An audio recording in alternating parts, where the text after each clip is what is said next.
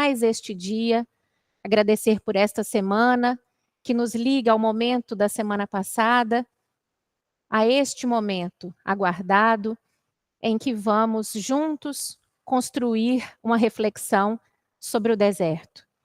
Jesus querido, o Senhor, que exemplificaste um momento tão importante no deserto, ajuda-nos a passar, a atravessar os nossos desertos, que sempre estarão em nosso caminho evolutivo até o encontro definitivo contigo. Esteja conosco nessa hora bendita, abençoando a cada um de nós aqui no salão, em casa e nos dois planos da vida que buscamos o nosso progresso. Ajuda-nos, Senhor, nos dê a mão e esteja conosco em cada momento, pois é de Ti que precisamos. Graças a Deus. Pessoal, na semana passada, para quem não estava aqui, tá dando para ouvir direitinho? Se não estiver dando, aí o pessoal avisa. Na semana passada foi avisado, né, que hoje seria, né, esse trio aqui conduzindo a reflexão, porque num momento muito desejado, né, de repouso em família, tanto o Toninho quanto o Clauber estão apresentando a natureza maravilhosa para a Sofia, né? Estão lá mostrando as grandiosidades do mestre, e na semana que vem eles estarão de volta. E enquanto isso, a gente vai fazer aí a conexão entre o trazido pela Catarina na semana passada, que foi o deserto de João Batista, que foi, né, que foi iniciado aí com muito proveito, as reflexões que o Toninho vai trazer para nós na temporada dele, que começa hoje, mas que nós estamos aí tentando passar a bola para ele na semana que vem, e nós vamos falar de deserto, né? E ele vai trazer o deserto do Cristo.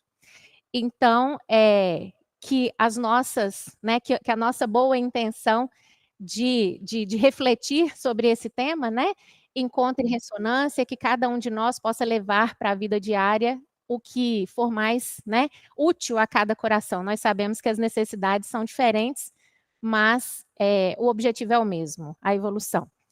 E nós sabemos que onde os nossos amigos estão, eles vão receber, né, todas as emanações que nós aqui fizermos. Sim, sim, claro. Inclusive, ela me deu o pontapé, ela me deu a frase, né, que vocês habituaram aí, que aqui nas minhas exposições no EMED, eu sempre trago uma frase para começar e para terminar, hoje é a dela. A Sônia, com certeza, se ela estiver aí, receba a nossa gratidão. A rapadura está aqui, será compartilhada. Está vendo que o microfone iria cair? A rapadura está aqui, será compartilhada a partir da outra semana. E ela escreveu um bilhetinho muito lindo. E o finalzinho é: a vida é doce, mas não é mole. A vida é doce, mas não é mole. E no final dos meus minutos, eu vou trazer a frase dela de novo, só que ao contrário. Realmente, né? A vida é doce, mas não é mole. E aí vocês se preparem para a gente inverter a frase, né, que terminou o bilhete carinhoso da Sônia. Estou falando aí quando terminarem os meus minutos, não quando chegar às 8 horas, mas quando chegar às 8h20, porque a gente combinou que serão 20 minutos para cada um, mas com certeza uma vai entrar na parte da outra, porque é assim que a gente faz, né? E vocês, por favor, tanto daqui quanto de casa, estejam à vontade. E se aqui em casa eles estão ouvindo, mas se aqui não estiver dando, eu tento falar um pouquinho mais alto, tá bom? Então, sobre deserto, como eu sempre faço, dicionário, né? Tem um dicionarista de minha preferência que é o Wise. Eu gosto demais do jeito que ele traz aí as significações, e tem aqui no dicionário Wise que a palavra deserto, porque às vezes a gente acha que sabe o que significa, né? Mas quando a gente vai ver toda a relação de sinônimos e de antônimos, a gente vê que tem muito mais coisa. Então, deserto... aqui atrás tem um rabisco, porque eu perguntei para o meu filho, o Antônio, ele tem 13 anos. Eu falei assim: Antônio, quando eu falo deserto, você pensa no quê? Porque, na verdade, eu coloquei aqui que era para eu perguntar para vocês, né? O que vem na cabeça? Na cabeça do Antônio, ele falou areia, cacto, e foi falando aquele monte de coisa. Aí ele chegou em seca, aí ele chegou em calor e frio demais, que realmente, né, tem uma variação de temperatura muito grande, de noite é muito frio, de dia é muito quente. A pessoa fica alijada da sociedade. Aí eu falei: "Opa", e continuei escrevendo. E eu falei assim: "E emoções? Como que a pessoa se sente?" Aí ele falou assim, que a pessoa se sente solitária, extremamente sozinha. Quando ele falou dessa areia, cacto, ele estava falando dos fatores físicos, né? E que realmente é a imagem do deserto, aquela coisa, aquele mundo de areia. Mas quando ele falou desse calor e frio demais, aí eu lembrei de um dos livros espíritas, que eu não sei mais qual, que fala que, eu acho que é Nosso Lar, que fala que é um clima ameno, ou Violetas na Janela, não sei, acho que é Violetas. Aí fala assim, que é um clima sempre ameno, não é nem calor e nem frio. E eu lembrei disso imediatamente quando o Antônio falou, porque é esse sofrimento, né? É esse desgaste. Eu fui logo para essa parte do desgaste do estar no deserto e fui construindo essa metáfora aí que estava na cabeça dele, que é exatamente o que a gente vai abordar um pouquinho. E estar alijado da sociedade é estar apartado. Me deu assim uma angústia quando ele falou, e o estar solitário. Ou seja, você pode até estar entre as pessoas, né? O andar solitário entre as gentes, conhecido aí na literatura e conhecido na filosofia, é um estado de espírito, né? A gente sabe que estar solitário não quer dizer que você está sozinho. Então, para a gente ir adentrando nesse mundo aí do simbólico, do deserto simbólico, porque existem os desertos geográficos do planeta, né? E com certeza viver num deserto não é mole, né? Viver num deserto não é mole. E talvez a ideia de ser um lugar de passagem seja uma ideia mais aceitável, né, do que você viver numa região tão inóspita. Mas vamos para o Wise. Alguém deseja falar o que sente quando pensa em deserto? O Antônio sentiu, então, angústia. Pelo que eu entendi, né? Angústia. Tem alguém que pensa em deserto e pensa em mais alguma coisa? Não é? É um negócio assim que sufoca a gente. Eu adorei o tanto de coisinhas que ele foi citando, né? Se alguém quiser falar, a qualquer momento pode.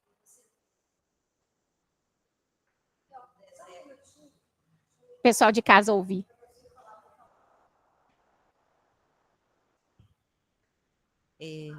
Tá. Você me fez uma colocação que me fez pensar no deserto como passagem. Sim. Né? Geograficamente, se a gente pensa na história, se a gente volta, o deserto nunca foi um lugar que se ficou. Sim. Né? Ele sempre foi um lugar por onde se passou em busca de algo melhor, de um lugar que oferecesse condições de vida. Isso. Né? Então, quando você trouxe isso, eu fiquei pensando, gente, não é que a gente passa os desertos também? E na nossa vida, né, os desertos hão de passar. Por mais, né, por mais que essa temporada seja prolongada, né? Muito obrigada, Simone. Então, daqui a um pouco, vamos tentar alinhar isso tudo no final desta noite aqui. Vamos tentar fazer essa ideia de o deserto ser uma região que nos angustia num primeiro momento, que tem esses extremos, é muito quente, é muito frio, mas que é um lugar de passagem, e a gente vai atravessar o deserto, né? Então, o Wise, ele fala que deserto refere-se a uma região árida, né, seca, com vegetação escassa e pouca ou nenhuma água. É o que a gente precisa para viver, né? Então, ali a falta da água e a própria ausência de vegetação, a vegetação é o nosso alimento, inclusive. Mas também significa um lugar desabitado, vazio, solitário, né? Quando a gente fala assim, nossa, hoje aqui está um deserto, né? Porque está vazio. Então, o deserto não necessariamente é o lugar geográfico lá cheião de areia. E tem outros significados aqui, tem um recurso jurídico, né, que caducou por falta de pagamento, isso aqui eu nem sabia, mas vamos deixar de ladinho. Aí, pesquisando a história da palavra, a etimologia da palavra, vem lá do latim desertus, que é o particípio passado do verbo deserere, não sei se é assim que fala, que significa abandonar ou abandonado. Aquilo que está abandonado torna-se um deserto. Não que geograficamente os desertos nasçam assim, mas construindo a simbologia da palavra, vem ideia de uma coisa que está lá. Eu pensei num terreno baldio. É claro que não é um deserto, mas algo que vai ficando para lá, né? E vai ficando desabitado e vai ficando, né, de certa forma, inóspito, como é o próprio deserto. Indo para os sinônimos, eu quero chegar exatamente nessa palavra inóspito. Significa ermo, povoado, despovoado, abandonado, solitário, desabitado, inóspito. Já os antônimos, muito habitado, muito povoado, frequentado, lotado, hospitaleiro e acolhedor. Ficando só com essas duas últimas palavras, o sinônimo de deserto seria inóspito, aquilo que não é favorável. E um antônimo seria acolhedor e aprazível. Construindo essa simbologia, né? Se a gente pensa na gente mesmo, né, como pessoas com atitudes mais ou menos áridas, mais ou menos secas, nós nos tornamos sólidos, solos aprazíveis, nós nos tornamos solos acolhedores e férteis, mas em outros momentos a gente se torna solos que são totalmente secos e, né, em que a fecundidade não chega. Mas a gente não para por aí. Evocando esses sentidos, e a gente pensar assim que na Bíblia, como um todo, Antigo e Novo Testamento, a palavra deserto ou regiões desérticas aparece muitas vezes, né? Vai eu fazer a pergunta. Perguntei no Google e depois para 2 IAs. E eu cheguei nesse número aqui que eu não conferi, não consegui conferir, mas que fica como uma curiosidade que nos desperta que realmente é algo que a gente precisa estudar. A expressão deserto ou local desértico teria aparecido, segundo a IA, pode estar errado, tá? Diversos pontos da Bíblia, que seria aproximadamente 368 vezes. Aí eu pensei, se tiver errado, pelo menos serviu aqui para o nosso estudo. Se tiver errado o número, mas a importância continua correta. Cerca de 320 vezes no Antigo Testamento e um pouco menos, 48 vezes no Novo Testamento. Fica claro essa diferença porque realmente Moisés, né, assim, realmente O seu tá ligado? O seu tá ligado? Só o pessoal daqui que tá te ouvindo. Se você ligar só aqui, assim. Errado ou certo, deve ser pouca coisa. Sim, talvez porque numericamente não seja tudo isso, ou seja até mais, mas assim, é muito. Pela característica de simbologia que o Velho Testamento tem, sim, que é mais simbologia do que consolação, vamos dizer assim, e bate também com o Novo ter pouco, porque o Evangelho de Jesus é muito esclarecedor, né? Ele tira muitos véus, mas tem simbologia, mas não é no nível do Velho Testamento. O objetivo é tiragem do deserto, né? Independente se está certinho ou não, me pareceu bem razoável. Ainda que numericamente não bata, né? E eu não tive condições do dia que eu fiz, mas assim, eu tenho essa coragem de ir folha por folha procurando, mas não deu tempo de fazer. Aí, rapidamente, eu sei que as duas vão abordar essas questões. Moisés, né, no deserto. Vocês vão? Rapidinho, né? Eu vou só passar aqui que, então, essas aparições, né, do termo no Antigo Testamento vem essa peregrinação, né, os 40 anos no deserto, aparece também a revelação, né, ali feita a Moisés também, e a gente tem muitos outros personagens, eu não vou adentrar em cada um, porque já são o quê? 8 e 14. E no Novo Testamento a gente tem aí João Batista e Jesus, que também a gente não vai alongar aqui, porque senão a gente entra na temporada do Toninho.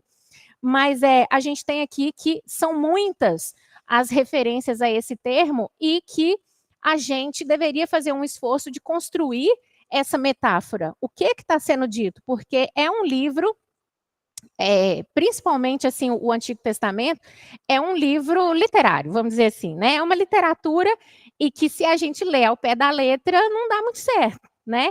Então, assim, esse esforço nosso aqui talvez seja exatamente esse, de fazer uma leitura literária, né, desse termo deserto, o que isso modifica em nós, porque ficar imaginando, né, as pessoas no deserto não muda, né, o que a gente vai fazer quando sair daqui, não muda como a gente vai ver a vida a partir de agora, né, e construir essa metáfora e essa simbologia na nossa vida, sim. E para a doutrina espírita, essa questão da simbologia é muito importante, né? E eu pesquisei assim, ó, a doutrina espírita, ela foca no seu significado simbólico e interior. Então, quando a gente lá no significado trouxe até essa angústia, né, que o meu filho de 13 anos estava sentindo quando ele pensou na palavra, a gente sente isso mesmo, né? Os desertos que cada um atravessa. Eu nunca estive num deserto. Nem no norte de Minas, né, na região mais árida, eu já fui. Então, assim, eu, Fernanda, nunca fui a um deserto, mas atravesso os meus desertos, né? E aí, a importância para o nosso aprendizado, enquanto espírito, de retirar, né, de compreender a simbologia contida nesse termo, que seria fase de aprendizado e transformação. Achei tão legal quando eu cheguei a esse trecho, né? O deserto como uma fase, como uma oportunidade preciosa de transformação para cada um de nós. Deserto como, então, uma experiência interior, né? Como um estado de alma, como a gente falou, temporário, transitório. O ideal, né? Porque ali aquela região não oferece os recursos para a gente povoá-la, né? Por muito tempo. Então, se é um local de passagem, há a esperança de que os desertos chegam ao seu fim. Eu tinha trazido aqui uma pesquisa muito grande, mas algo muito pueril eu trouxe pensando em vocês. Talvez todos tenham lido ou conheçam a obra O Pequeno Príncipe, né? A obra O Pequeno Príncipe, do Antoine de Saint-Exupéry. Não é uma obra espírita, mas o olhar filosófico, ele independente, né? Independente do objetivo pretendido ali pelo autor, a gente debruça ali e compreende. E eu anotei para a gente aqui, só não sei onde que está, eu anotei para a gente alguns trechos, está na página 1. Eu ponho o número e perco tudo. Eu anotei assim, ó, num mundo que se faz deserto, temos sede de encontrar um amigo. Passa mais algumas páginas, o que torna belo o deserto é que ele esconde um poço em algum lugar. Que é algo mais Jesus do que essa frase? Porque é tão bonitinho, né? Jesus, ele é a esperança, né? Jesus nos aguarda no poço, né? Como a gente estudou, tão bonita aí a passagem da mulher samaritana. E esse poço é a nossa, né? Que a gente deposite a nossa esperança em encontrar esse poço, né? Assim como tem gente que persegue o pote de ouro além do arco-íris, né? Que persigamos esse poço de água limpa, que é o Cristo. Então, seria a metáfora da esperança e da beleza que existem em situações difíceis, né? As situações difíceis não são o que são, elas são o que nos proporcionam, né? Porque tudo é passagem, tudo é jornada, não é mesmo? Tem mais 300 milhões de coisas, aí eu vou escolher algo que no dia que a gente fez essa combinação aqui do trio, me veio fortemente a música Vaso Escolhido, que é uma música do cancioneiro espírita, Vaso Escolhido. É uma música maravilhosa, né? É uma música que fala de Paulo de Tarso, que é o vaso escolhido do Cristo, mas o início dessa canção, eu não vou me atrever a cantar, porque minha voz é uma taquara rachada, né? Eu sou premiada nessa categoria, mas diz assim: no deserto da incompreensão, o amor de Deus a nos chamar, a levantar das lutas humanas e enxugar lágrimas de um mundo afã, uma coisa assim. Então, que a gente entenda que as nossas lágrimas são enxugadas por quem consegue, não é de um mundo afã. Parabéns para você, eu não me arrisquei. Então, assim, e é o primeiro verso dessa canção. ela foi composta pelo Moisés Luna, um jovem que frequentou Amor e Caridade desde pequenininho. Hoje é pai de família, tem filhos, mas é um menino assim, é um talento de compositor. É da turminha do Tarcísio, Sim. do Saulinho, essa turminha que faz música, arte espírita em Contagem. É dele essa música. E é uma música maravilhosa que não fala exatamente desse tema, mas o primeiro verso é exatamente esse. Nós todos enfrentamos os nossos desertos, né? Ser incompreendido é um deserto, uma doença física, né? Aqui do nosso corpo físico é um deserto, o desemprego é um deserto, o emprego pode ser um deserto. Então, são tantos os exemplos, né? Essa metáfora, né? Ela tem muitas possibilidades, né? Só que eu percebi que a nossa tendência é associar o deserto a uma coisa ruim. É ou não é? É uma tendência nossa achar que é uma coisa ruim, como o Antônio no inicinho eu contei para vocês. E aí tem, claro, que vem Emmanuel nos mostrar que não precisa ser assim. E aí, na mensagem Lugar Deserto, no livro Pão Nosso, mensagem 34, para quem estiver aí em casa e quem quiser aqui anotar.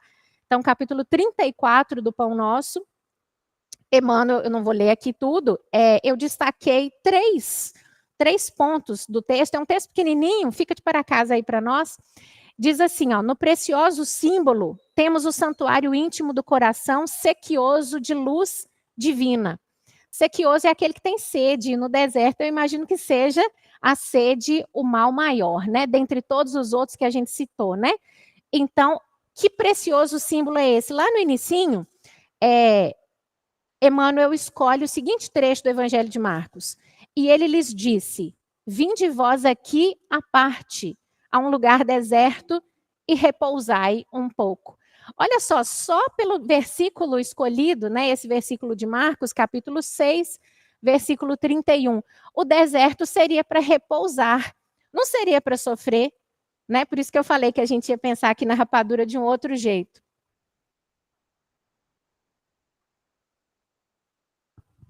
A Júnia, falando aqui, ó, uma reflexão. Jesus passou 40 dias no deserto para orar e ser tentado. Isso está citado em Mateus, Marcos e Lucas. Então me leva a crer que o deserto deve oferecer paz e equilíbrio. Pois é, olha só que interessante. A Júnia concluindo a questão da paz e do equilíbrio, sendo que geralmente, eu não sei se sou só eu, né? A gente pensa numa coisa ruim. Ele foi para lá para ser tentado. Aí a gente pensa que seria uma experiência ruim. E que o Cristo, por ser o Cristo, conseguiu, mas que a gente, nos nossos desertos, sucumbe. Mas veja bem, o que ela falou vai muito aqui ao encontro do que Emmanuel escolheu no Novo Testamento, a exortação do Cristo, para a gente procurar um lugar deserto, não para se isolar e sofrer, né?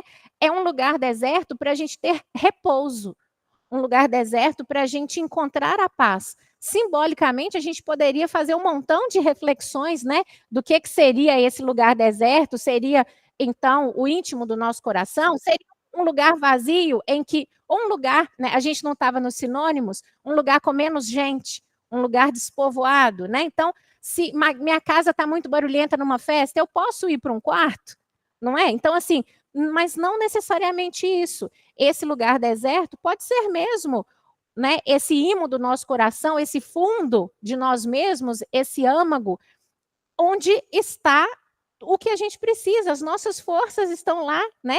O divino da gente está lá. E aí, Emmanuel diz assim, ó, que o coração é sequioso de luz. É muito bonito isso, né? Mais que a água que descedenta ali o viajante do deserto.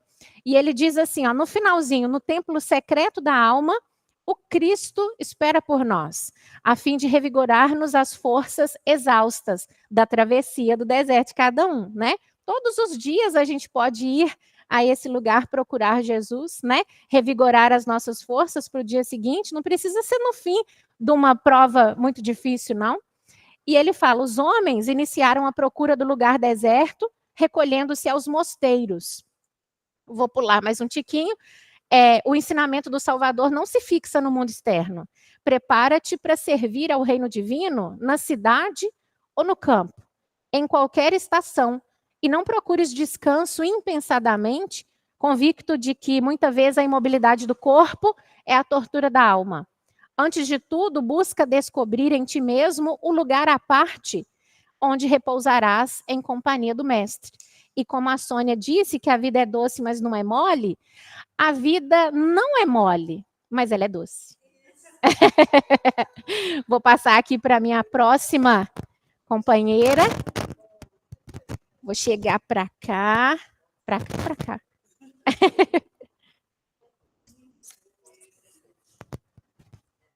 Oi? Ligar. Isso. Boa noite a todos. Faz uma confusão. Assim, eu discordei que eu acho que não é uma afirmação, o Aham. verbo é doce. Eu acho que pode ser doce, não? Sim, você tem razão, eu entendo o que você diz. Mas, de certa forma, ela já é, porque o amor de Deus nos trouxe a tudo isso, sabe? Assim, em promessa, a gente tem uma felicidade duradoura em promessa, mas a doçura já consiste na promessa, sabe? Sim, de desse certa ponto de forma. vista, sim, Tem gente que fala que eu sou otimista demais, mas não sou, não.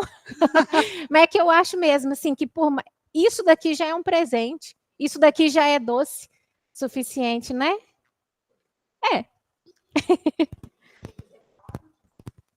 Pois é. Então, a nossa querida Fernandinha já deu a deixa trazendo a música Vaso Escolhido, que no nosso meio espírita foi composta pelo jovem Moisés Luna, baseado em qual obra? E aí nós vamos divulgar, né? O que a gente sabe de Paulo de Tarso? Está aqui, ó. Porque se a gente for lá em Atos dos Apóstolos do Novo Testamento, nós vamos ouvir falar de Paulo. Está tudo lá. Só que lá não está com os detalhes que Emmanuel traz aqui. Então, pessoal de casa, Paulo Estevão, Médium Chico Xavier, Espírito Emmanuel. É uma obra que tem que ser estudada por nós. Ela tem que ser lida assim umas 2 vezes para a gente ter uma noção geral e depois a gente tem que ficar estudando o resto da vida. Para que eu fui falar que eu ia trazer Paulo como exemplo? Eu pegar esse livro, eu saio do meu normal. Então, eu estou aqui num deserto que vocês nem imaginam. Eu estou no deserto desde a hora que eu falei que eu ia lembrar Paulo. Porque ler esse livro é uma experiência assim, de encontro conosco mesmo. Porque o que Paulo vive aqui, gente, nós temos que viver. Se a gente não viver, a gente não vai avançar. Eu não estou dizendo viver tudo que ele viveu. Nós estamos em outro tempo, em outros corpos, com outras necessidades. Mas o processo de transformação é esse que está aqui. E eu fico muito encantada com Emmanuel, porque a sensação que eu tenho é que Paulo estava do lado dele, cochichando no ouvido dele. Eu senti isso. Você não sente isso, não, Jussara? Eu acho ele narra de um jeito que eu esqueço que é Emmanuel. Eu tenho a sensação que é o próprio Paulo falando dele. É muito forte isso. Toda vez, você também sente isso? Toda vez que eu estou lendo Paulo Estevão, já é a 3ª vez, e estou indo para a 4ª para estudar, e a gente sempre recorre a ele para dar os estudos, né, que a gente se propõe a dar. Eu esqueço que é Emmanuel. A sensação que eu tenho é o próprio Paulo falando, porque os sentimentos dele são muito exteriorizados aqui. Então, seguindo a metodologia do EMEG, eu não dei conta de ficar no capítulo chamado... Vou ler para vocês aqui, ó. Eu trouxe anotadinho, mas eu vou buscar aqui mesmo. Porque esse livro tem a 1ª e a 2ª parte. E aí o capítulo 1 da 2ª parte... Meu livro está todo riscado, gente, porque eu vou só riscando. Chama Rumo ao Deserto. Só que eu recomendo, para entender o deserto de Paulo, que a gente volte no 10, que é o último da 1ª parte, que eu tive que fazer isso, que é o encontro dele com o Senhor, né? É o encontro dele com Jesus. Aí tem o Rumo ao Deserto e tem que seguir para o 2º, que é quando ele vai para o deserto. Porque o rumo ao deserto, ele não está no deserto. Ele é recomendado ir ao deserto. E no 2, ele vai estar no deserto junto com o casal Áquila e Prisca. E aí ele vai vivenciar o deserto material, físico e espiritual. Mas eu pude observar, eu tenho que ser um pouco generalista, porque o tempo é curto, e falar de Paulo dá seminário, né? E eu acho que nem o seminário deu conta de falar de Paulo, né?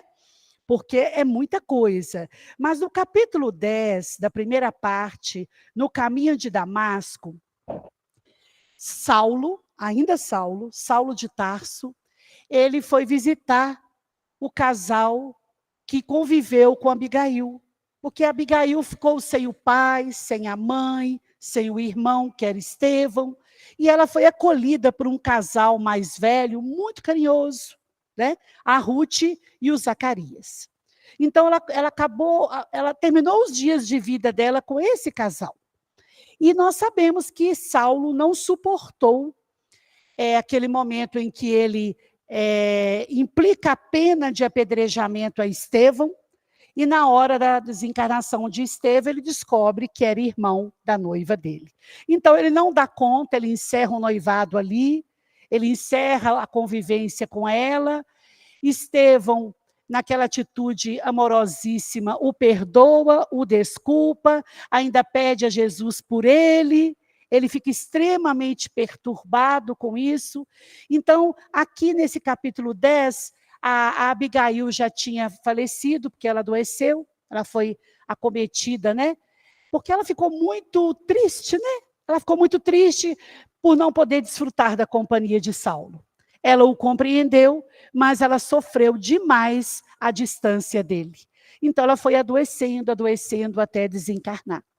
Então, depois que ela desencarna, ele cai num arrependimento profundo. E aí eu lembrei lá do Código Penal da Vida Futura, no livro Céu e Inferno, livro da codificação, quarta obra da codificação, que tem que ser estudada por nós. O Código Penal da Vida Futura, trazida pelos espíritos. O arrependimento é a primeira etapa. Mas é arrependimento de verdade. De verdade. Porque Ananias vai batizar o Saulo. Na hora de curar a cegueira do Saulo, vai dizer para ele: eu te batizo em nome do Senhor Jesus. Eu risquei, gente, a caneta, a palavra batizo. Porque presta atenção no João Batista da semana passada. Como é que as vidas se entrelaçam. Os caminhos se entrecruzam. Né? Porque João Batista pregava o arrependimento e pregava o batismo, mas se tivesse arrependido. E Ananias, quando vai curar a cegueira de Saulo, a pedido do Cristo, ele fala: em nome do Senhor Jesus, eu vos batizo. Né? Então, é interessante observar essas conexões. Então, Saulo fica 3 dias na casa do casal. Eu acho interessante, me pareceu uma espécie de luto, a vivência do luto. E ali, o que ele pediu para o casal contar para ele? Pediu para contar como foram os últimos dias dela na Terra, o que ela falava, do que ela se queixava, né? E ali ele foi conviver nesses 3 dias, meio que viver nesse luto, porque ele estava extremamente arrependido de não tê-la compreendido, de não ter permanecido ao lado dela, de não ter cuidado dela no período da doença. Então, eu ouso dizer que o deserto de Paulo já havia começado. E aí Ju vai trazer isso. Né, que não é o deserto físico, né, Ju? É o espiritual. Porque, na verdade, o Saulo vai dizer, mais à frente aqui, ó, Emmanuel vai dizer, em nome de Paulo, que o Saulo, desde a adolescência, ele encarecia de uma paz interior. Ele tinha sede de estabilidade para realizar sua carreira. Onde encontrar aquela serenidade que tão cedo for objeto das suas cogitações mais íntimas?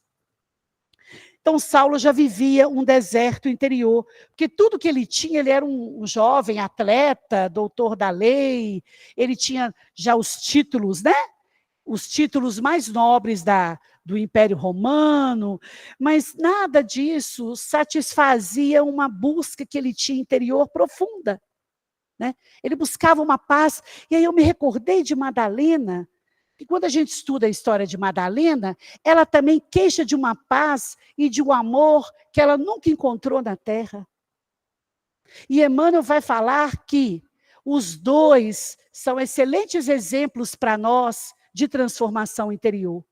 Ele coloca Madalena numa situação, se for comparar, né, ele fez uma comparação didática. Madalena ele coloca como alguém que precisou fazer um movimento muito mais violento em si mesmo, porque Saulo já era um ser muito preparado, muito leal às leis, muito leal aos seus costumes, muito disciplinado, muito cuidadoso. Né? Ele perseguiu Jesus, perseguiu os cristãos, porque ele achava que Jesus tinha vindo desconstruir, né? Ou colocar em nível inferior a lei mosaica que ele defendia, que ele conhecia, que ele pregava. Então, eu me lembrei de Emmanuel quando ele compara a Madalena e o Paulo, dizendo que Madalena tinha feito um impulso muito mais profundo, porque ambos conseguiram, naquela reencarnação, se transformar, Madalena e Paulo. É porque as coisas vão, né? A gente vai fazendo umas conexõezinhas, só para ver se a gente pensa a respeito. Se alguém quiser me interromper, é só falar. E aí, ele vai ficar naquele processo, nós vamos passar para frente, porque no caminho de Damasco ele vai encontrar-se com Jesus, tem aquele encontro maravilhoso, que nós conhecemos bem, né? Ele pergunta a Jesus, Senhor, que quereis que eu faça? Jesus vai dizer para ele, Jesus vai pedir para ele não recalcitrar contra os aguilhões, vai orientá-lo, só que Saulo fica cego. Ele vê Jesus, conversa com Jesus. Inclusive, Ju, eu voltei a refletir sobre aquele... Você sempre fala para nós que é um movimento que ele sai do corpo, Paulo, né? Saulo. O seu corpo espiritual está chamando, vê se é urgente. O corpo espiritual, que é o perispírito, viu, gente? Ele deixa o corpo físico, ele sai com outro corpo e ele vai se encontrar com Jesus no meio de um caminho. Jesus vem até ele e ele vai até Jesus. E eles se encontram num determinado espaço cósmico sideral. Eu vou falar assim, porque aqui não cita qual é.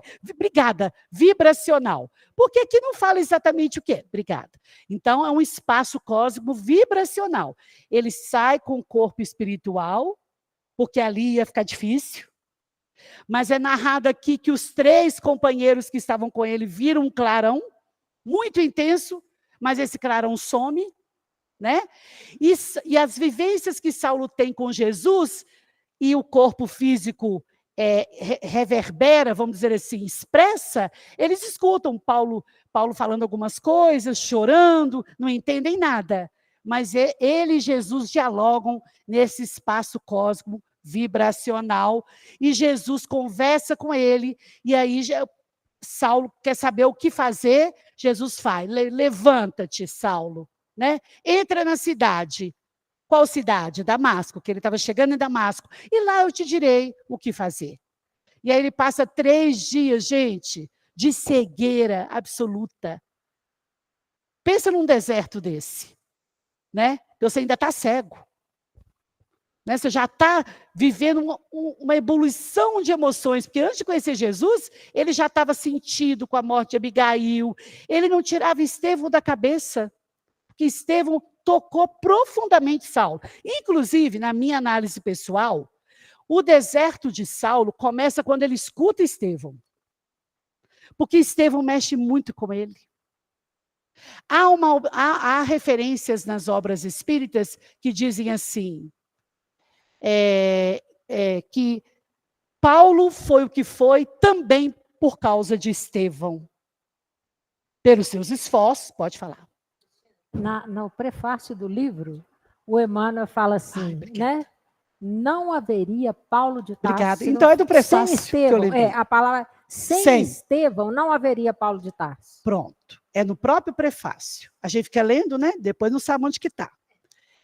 Sem Estevão não haveria Paulo de Tarso. Então, agradeço muito, porque prestem atenção, quando vocês forem ler a obra, observa o momento que ele escuta Estevão pela primeira vez na casa do caminho. A vida de Saulo muda ali. Só que ele não percebe. Porque ninguém transforma da noite para o dia. Olha nós aqui na peleja que a gente está. Ô peleja. Né? Ô peleja. Já deu meu horário de acabar, que legal. Pessoal de casa, que loucura.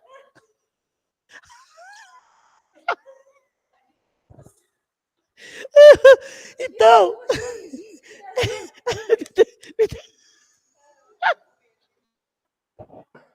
Me deu vontade de rir. Porque... Ai, que legal. Então, mas eu estou super tranquila. Então, o que acontece? Sem Estevão não tem Saulo. Então, gente, quando ele conhece Jesus, eu fiquei vermelha, né? Estou sentindo calorão no meu rosto.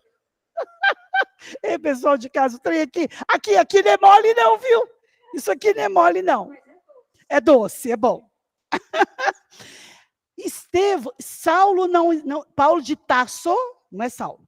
Paulo de Tarso não existiria sem Estevão, porque quando Estevão fala na casa do caminho, que Saulo vai lá como perseguidor, observador. Ele vai lá observar quem que ele ia perseguir. E ele escuta Estevão pela primeira vez. Ele fica meio agitado, meio nervoso, meio irritado, mas o íntimo dele falou, opa, é a paz que eu queria, só que ele não percebe isso de imediato, é igualzinho nós. A gente está mudando e não percebe. E a gente precisava prestar mais atenção em nós, né? Entrar nesse lugar à parte, nesse deserto íntimo, não interessa onde, né, Fernandinha? Pode ser até na Praça 7, no meio de uma multidão. Mas eu posso entrar no meu deserto íntimo. Eu ia comentar ali, mas eu ia tomar seu tempo. Quantas vezes eu estou numa festa, gente, no meio de um tanto de gente, e estou sozinha? Porque eu estou tão em mim mesmo. E quantas vezes eu estou absolutamente só, sem ninguém por perto, e estou me sentindo acompanhada, e aconchegada e acolhida. Então, isso vai de acordo com a nossa condição interior. Então, só para a gente não deixar de falar do deserto que Paulo realmente vai, depois que ele é curado por Ananias, ele volta a enxergar, aí ele vai procurar o Gamaliel mais à frente. Eu estou dando um salto, tá? Gamaliel sim. Gamaliel foi um orientador dele, um professor dele. Antes dele conhecer Jesus, Gamaliel já era cristão. Só que ele não deu muita confiança pelo que o orientador falou, não. Ele achou estranho o grande orientador dele seguir Jesus. Mas, enfim, ele volta em Gamaliel e Gamaliel vai recomendar a ele que antes de pregar o evangelho e de contar para todo mundo o que ele havia vivido, que ele entrasse para dentro de si mesmo e que ele buscasse um lugar ermo, um lugar mais reservado. Ele se preocupa como ele iria sobreviver. Ele ainda fala, seu pai te ensinou a ser tecelão, vai tecer tapetes, você vai se sustentar e lá tem um casal amigo que você vai conhecer e você vai conviver, você não vai ficar sozinho. Então, ele vai, é o Oásis de Dan, guardei, que legal, eu achei que eu precisava ler. Então, ele foi para o Oásis de Dan, e lá ele vai ficar 3 anos, 1 ano, sem o casal saber que ele era o perseguidor. Mas quando Gamaliel morre, ele não resiste. E aí ele conta para Áquila e Prisca, que era um casal, que ele era o Saulo de Tarso, o perseguidor. E eles falavam muito de Saulo para Saulo, porque eles conheciam, né, os movimentos de perseguição. Mas eles não falavam com ódio, com rancor, eles falavam com compaixão. Então, Saulo se confessa, olha, eu sou o perseguidor. E aí, Saulo retorna junto com os dois, para fazer a tarefa dele, que é o resto do livro todo.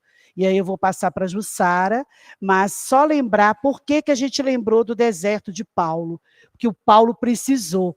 E nós temos que entender que nós precisamos também.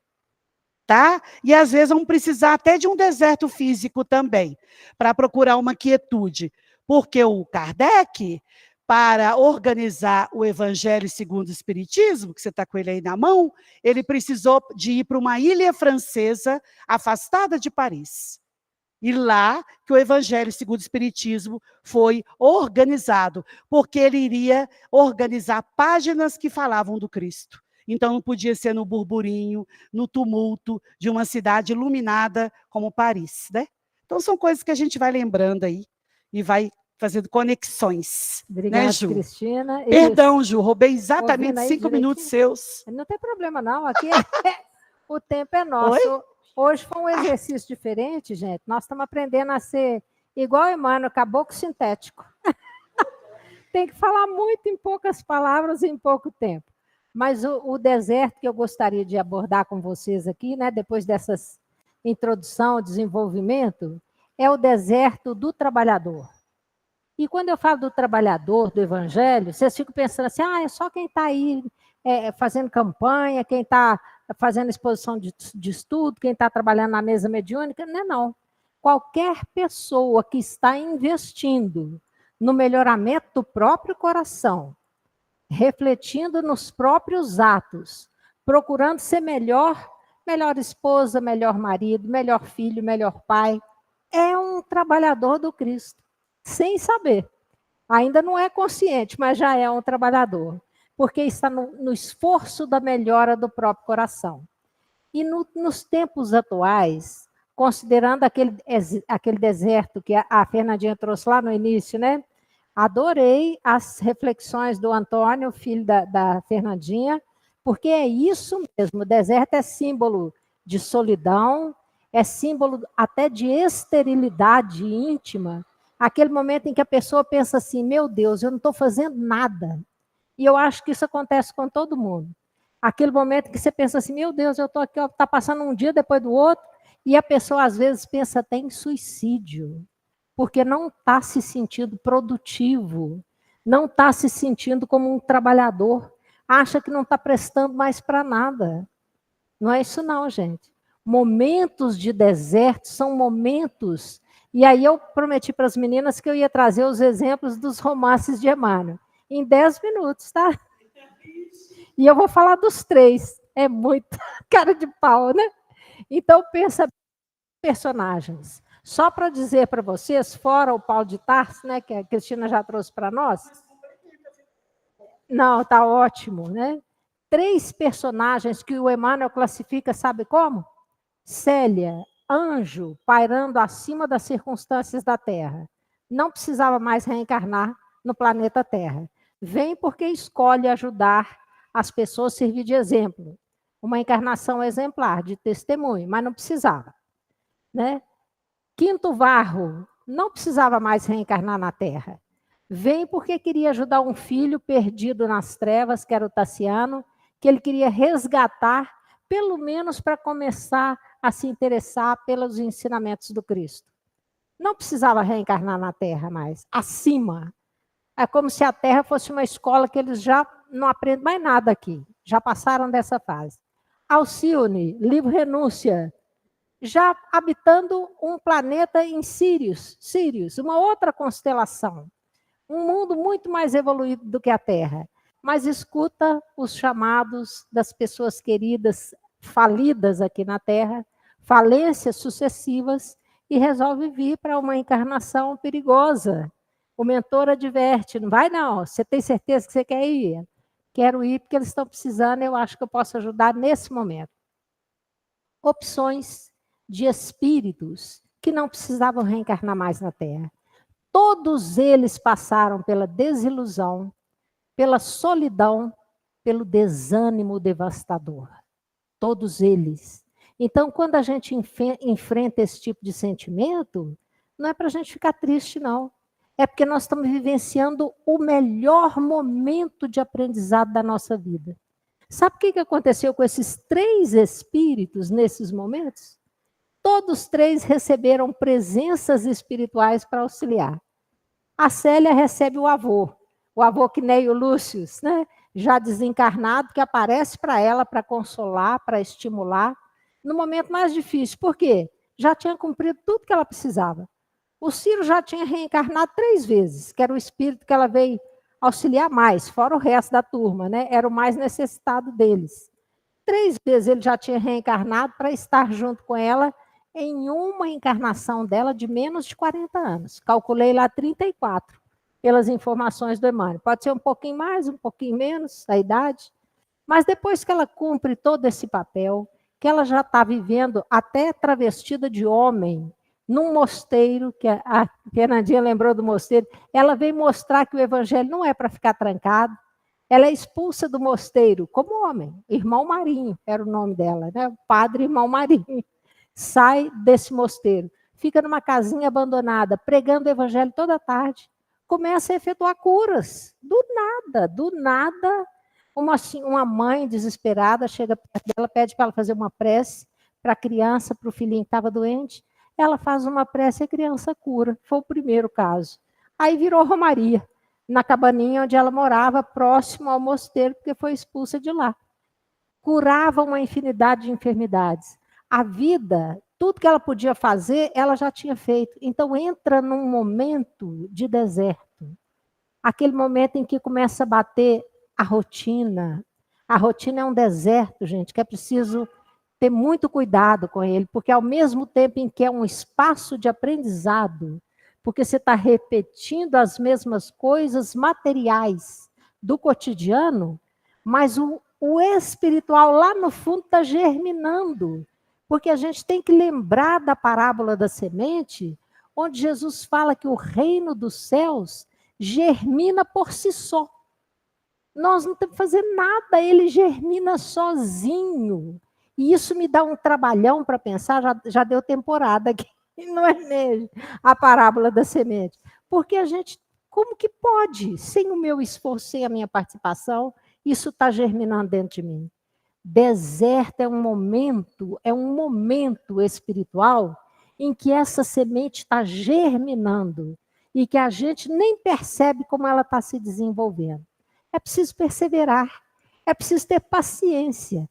A diferença desses luminares que não precisavam encarnar mais na Terra e que vivenciaram os seus desertos, para nós, é que eles, pela fé, pelo progresso espiritual já realizado e pela constância, eles recebiam visualmente a presença dos espíritos e dialogavam e questionavam e recebiam aquele amparo dentro das convicções que eles tinham.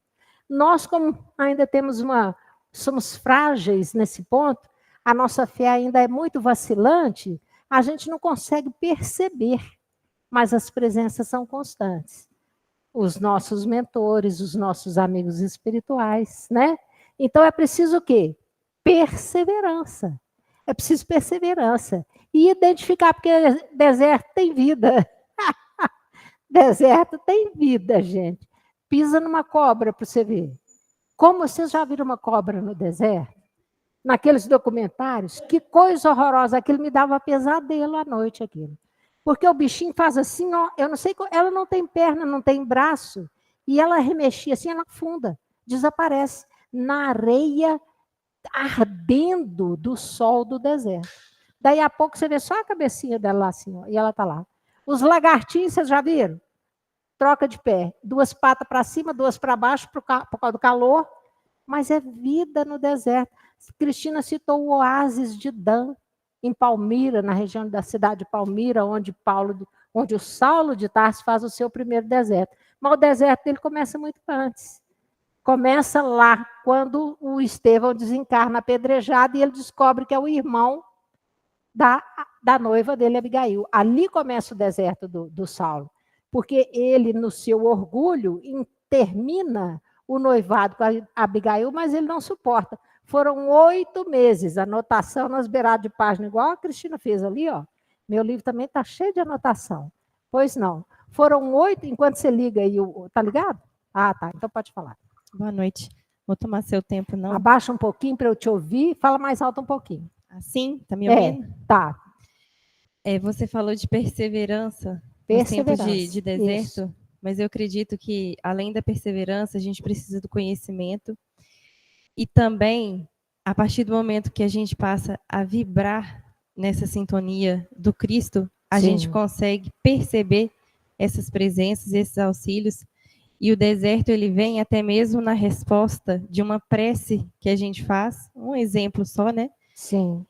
E a prece que a gente faz numa solicitação, por exemplo, de um perdão que a gente precisa liberar, a gente, às vezes, precisa passar por um deserto para conseguir entrar no processo de perdão, Sim. porque sem esse deserto a gente não consegue lapidar, a gente não consegue reconstruir, a gente não consegue perdoar. Isso. E o exemplo que você está dando desses espíritos de Paulo, o que Paulo passou, dificilmente a gente conseguiria passar nesse momento. Então, o deserto, às vezes, é uma resposta de uma prece que a gente precisa para lapidar esses sentimentos que a gente está em construção. E quando a gente entra nessa sintonia, nessa vibração, a gente percebe essa resposta, a gente percebe esse deserto. Isso. E a gente entende essa resposta, né? Recebe forças, né, para ultrapassar, porque é uma região que não é para a gente estacionar nela. Ela é a passagem que a Fernandinha trouxe. Ela é transitória. 8 meses é o tempo que a Abigail fica sem a presença do Saulo. Por que ela adoece? Uma doença do coração, dos pulmões, pela tristeza. E porque ela precisava justificar para todo mundo o injustificável. Ela não queria contar para as pessoas que o Saulo terminou com ela, porque o irmão dela, Estevão, foi assassinado a mando do Saulo, ia deixar ele, não o esposo do Saulo, ela não ia deixar ele numa situação delicada. Então, o que ela fez? Ela se guarda, e cada vez que alguém perguntava, desculpa, gente, tem um mosquito aqui, insistente, pousado na minha lente do óculos. Cada vez que alguém perguntava, ela tinha que inventar uma mentirinha para justificar a ausência do Saulo. 8 meses adoeceu nesse período. Doença, provavelmente tuberculose, porque ela desencarna com essa doença dos pulmões. E o que acontece? O Ananias aparece lá 2 meses antes dela morrer. E conversando, consolando, né? Eles moravam numa estrada, a estrada de Jope, a chácara onde eles estavam. Então, o Ananias passando por ali, ele consola ela muito, né? E ela se torna cristã por 2 motivos. Porque o Estevão morreu cristão e morreu nos braços dela. E falou para ela, quando o seu noivo conhecer Jesus, ele vai ser um cara 100%. Porque ele é muito bom no que ele faz. Ele porque não conhece Jesus ainda. Profecia do Estevão, desencarnando. Quando o seu noivo conhecer Jesus, ele vai ser um trabalhador maravilhoso do Cristo. Ela recebe aquele impacto porque cresceu ouvindo o Estevão. Então, quando ele dá essa deixa para ela, quem é esse Jesus? E quando passa o Ananias, né, pregando o cristianismo, ela começou a ouvi-lo e queria ouvir todo dia e se converte ao cristianismo. O Saulo foi 8 meses primeiro deserto dele, o primeiro deserto do Saulo.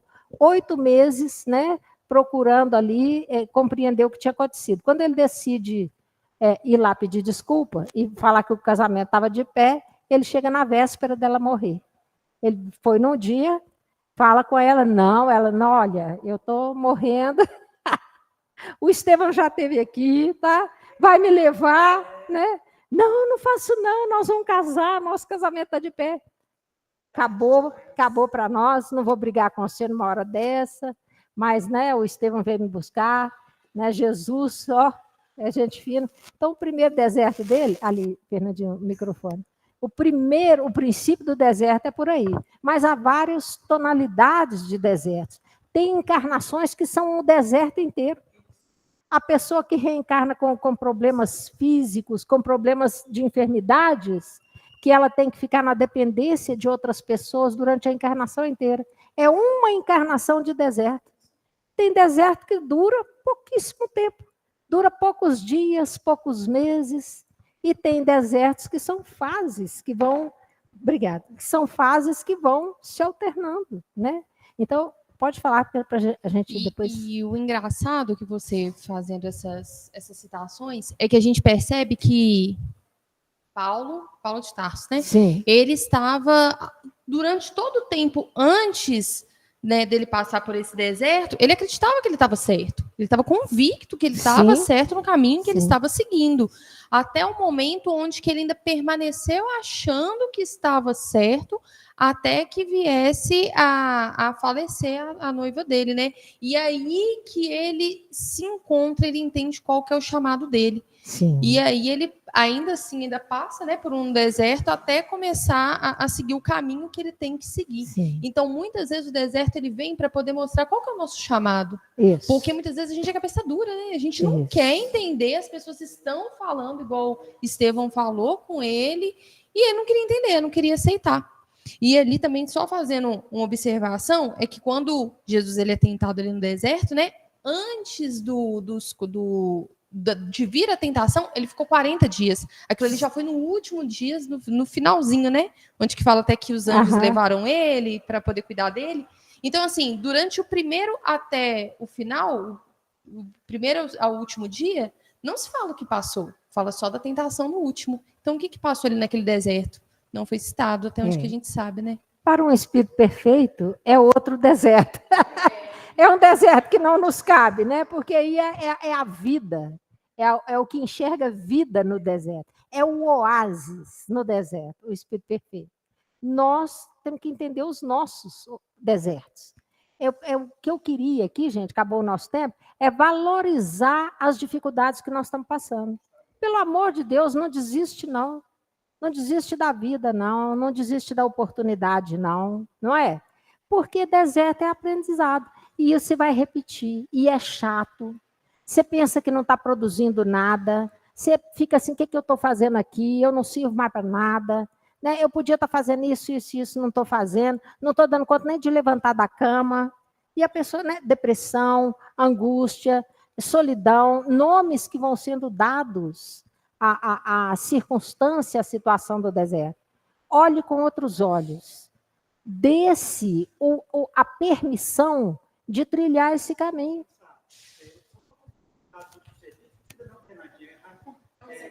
Só para complementar o que você disse, a gente precisa de compreender que nós temos uma força interior. Exato. Nós não estamos sozinhos, e é uma força muito grande. A gente precisa acreditar nisso. Exatamente. Não estamos sozinhos. É o que o Elmo trouxe ali. Não existe ninguém sozinho, desamparado. Nem aqui, nem no profundo umbral, nem nas regiões trevosas abaixo do umbral. Não existe ninguém sozinho. Nós estamos sempre acompanhados. A diferença é que a gente não percebe. É preciso um pouco mais de esforço, de sintonia, de prece, para a gente conseguir sentir a intuição da presença desses espíritos, mas eles estão conosco o tempo inteiro. E há momentos, gente, que são extremamente produtivos de deserto. Não é pena que o nosso tempo acabou. Porque, meus desertos à noite foram sempre tão bonitos, porque às vezes eu começava a ler e a estudar, quando eu vi o dia estava amanhecendo. Eu falava, meu Deus, preciso dormir um pouco, que amanhã tem que trabalhar. Né? Fechar o livro, deixar de lado, era um sacrifício.